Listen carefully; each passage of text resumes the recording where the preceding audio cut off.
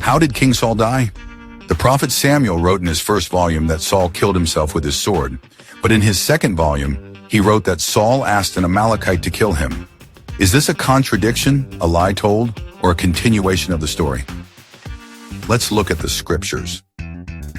The account in 1 Samuel says, "The battle became fierce against Saul. The archers hit him, and he was severely wounded by the archers.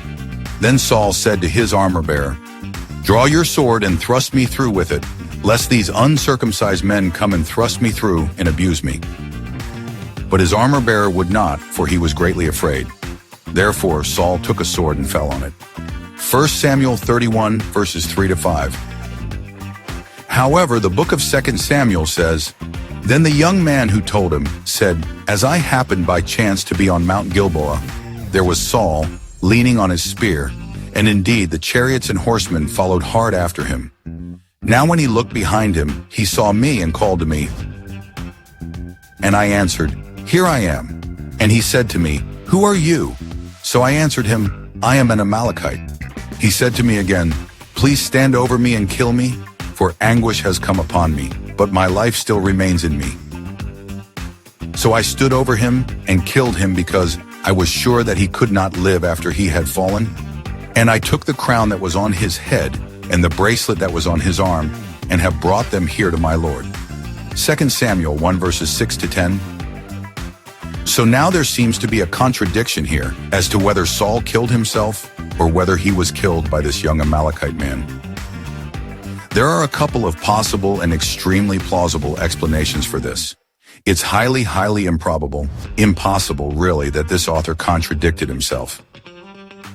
When reading the verses parallel to each other, we could come to the following conclusions. A. Saul didn't want to die from the injuries he sustained from the enemy's arrows. It appears his wounds were fatal. B. He had asked his armor-bearer to kill him to avoid his cause of death being attributed to his enemies, the Philistines, but he said no. C. Saul tried to commit suicide by falling on his sword, but his death might not have been immediate. D. Saul may still have had his spear next to him after his attempted suicide. The young Amalekite who was reporting back to David said that Saul was leaning on it, but didn't specify from which position he was doing so. For example, Saul could have been on his knees. The first solution looks like this. Saul fell on his sword in a suicide attempt, and upon finding him dead, the Amalekite stole the crown from his head and bracelet from his arm. He brought these to David, thinking he was bringing him good news due to the common knowledge of animosity between Saul and David. The Amalekite lied, claiming he had killed Saul in the hopes of getting a reward from David. However, his reward was death as David grieved for Saul. For the second solution, perhaps Saul fell on his sword, but didn't die immediately. It might be gory to consider, but Saul's death after trying to impale himself on his own sword may have been slow in coming.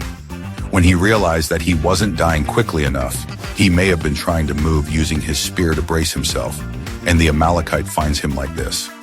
The same way Saul had asked his armor-bearer, he now asked this Amalekite to kill him, so the Amalekite presumably did so at Saul's request. In conclusion, there is no contradiction, only more to the story than was simply written. Why would the same author write different versions of the same incident? In his first volume, Samuel wrote the first part of the story. Saul tried to kill himself on his sword. In his second volume, he wrote what happened after Saul tried to kill himself. Either he was already dead, and someone tried to take credit for his death by lying, or he was mortally wounded and asked for a mercy killing. Thank you for watching. If you've enjoyed our video, don't forget to click the like and subscribe buttons below.